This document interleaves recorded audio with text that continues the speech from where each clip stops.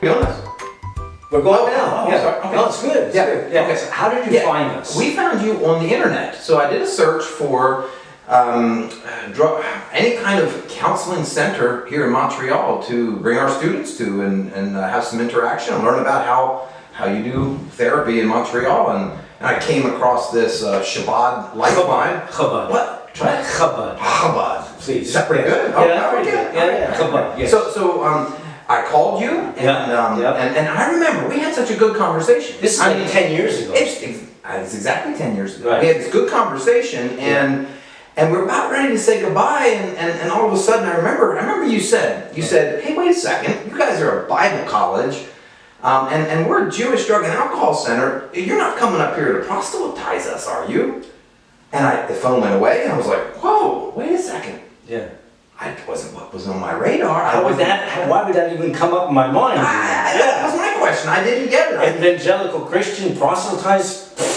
What's the connection? Yeah, I don't know. Okay. I don't know. Okay. So, but we came up here, and I was on my guard the first time I came, because I thought, well, I don't want you to think something that's not what we're trying to accomplish. Right. But boy, we hit it off. Fantastically. And I've been doing it every year since. Every year, 10 years. 10 years. What is it? Where are you coming from? From Lancaster Bible College, and where Lancaster? Yeah, it's in Pennsylvania. Okay. In Pennsylvania. Is that their Amish country? It's right in Amish country. Yes, Amish country. Okay. Amish and Mennonite. You see Amish people. Yeah. Have you ever seen a horse and buggy? I have. Okay. Yeah. We have lots of them. And I've seen buggies, I've seen people with beards. Okay. But I don't necessarily see them together. Wait a second. Yeah. There's a little bit of a... Yeah, but I got a mustache, right? So, Lancaster, Pennsylvania, yeah. There's a Bible college. What's a Bible college versus a regular college? Yeah, it's a great question. So a Bible college is it's a small university that actually is set up with all students receive a major in Bible. So their primary foundation is a degree in Bible. Okay, so it's theology, Bible. We call it Old Testament and New Testament. Right. You don't, but we don't. Yeah, I know. You know why we don't. I know. Okay, good. He knows why we don't. Okay, go ahead. So all students, that's their foundation, and then they have opportunity to choose a double major, so they would choose a second major, and the one I'm the coordinator of is the professional counseling.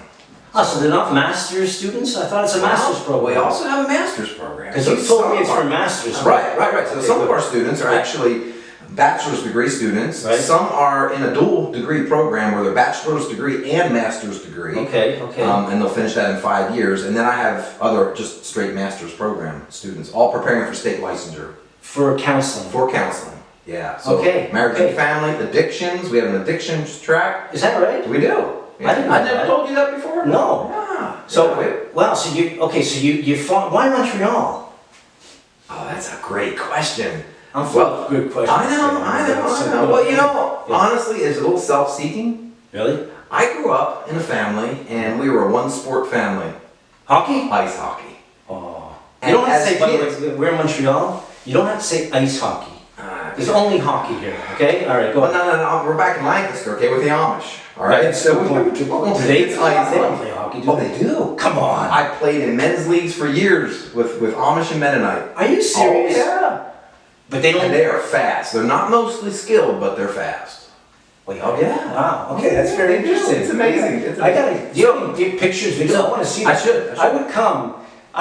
We grew up always wishing we were from Canada, to be completely honest. Because you thought Canadians looked like Amish people? No, because they love hockey. Okay, we're one sport family, and so we thought when I had the opportunity to take students somewhere, Montreal is only 9 hours away, and so it's fairly inexpensive to get a group of students here, and it's a very different culture, certainly from Lancaster, but really from any other U.S. city, modern city. So we came up here that first year, 10 years ago, and we've done it ever since.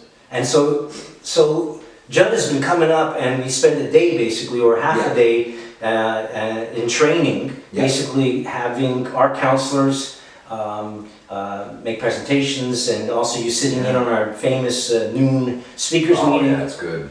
It's good. Now, I want you to know something. This is important because I've been thinking about this. Okay. Every week on Tuesday at noon, Okay, we have a different speaker. So we have, one week we'll have somebody who's dealing with a drug addiction. Another week somebody dealing with alcoholism.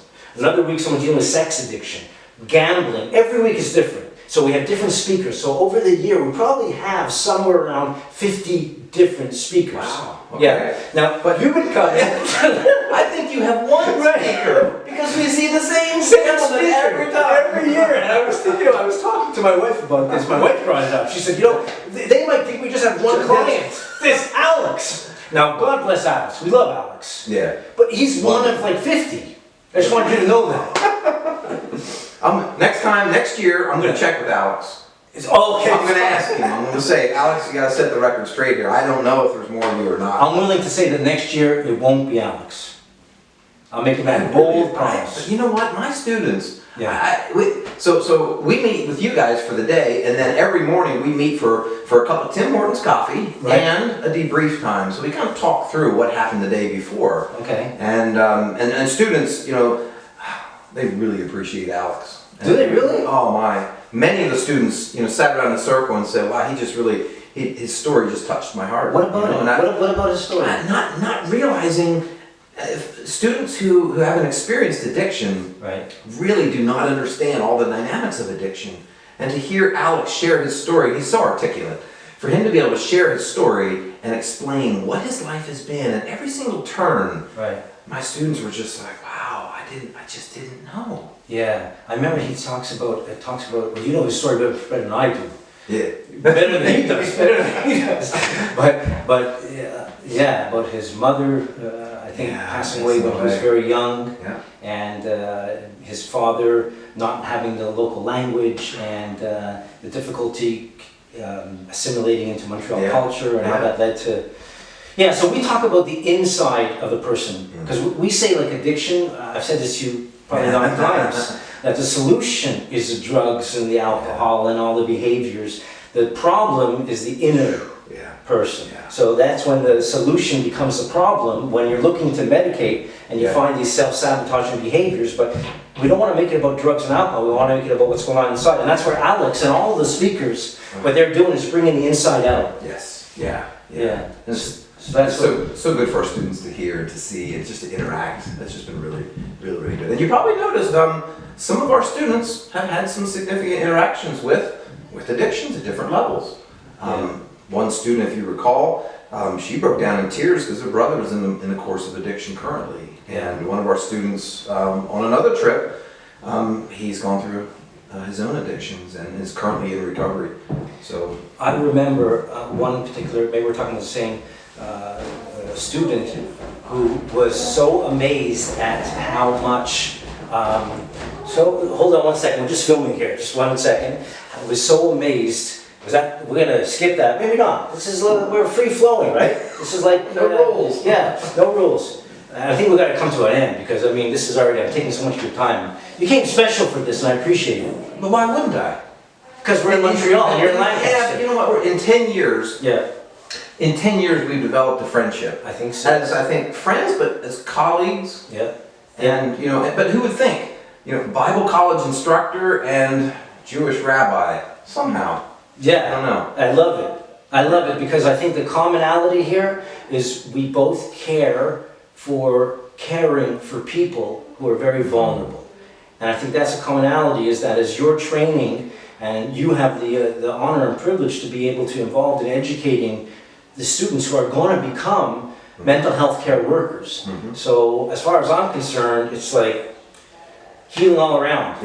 So, but what was I saying just a second ago? I don't know, but... but the girl, but the student. She's... Tabitha, I think was her name. Okay, but we don't want to say that. I know. Let's call her something else. Okay. Samantha. Good. So Samantha came, and she was talking about her own family. And that came out because that's one of the main things we do in the center, is we want to talk about people who are not necessarily in the addictive behaviors, but are being affected by somebody in the family. And so I remember her connecting and like, whoa, wait a second, I'm an innocent victim. And that was such a liberating thing for her to be able to find that. And I remember she had an interaction with Karen, because she's the family counselor. Family counselor. And a clinical director. Yeah. So it was really important for her to be able to just hear kind of that family dynamic that occurs and just sort of make a better sense of the pain that she feels inside and the sort of lostness within the family. So it was really good. Good for her to be able to hear that. Thank you so Absolutely. much. All right, all the best. Good. How was that?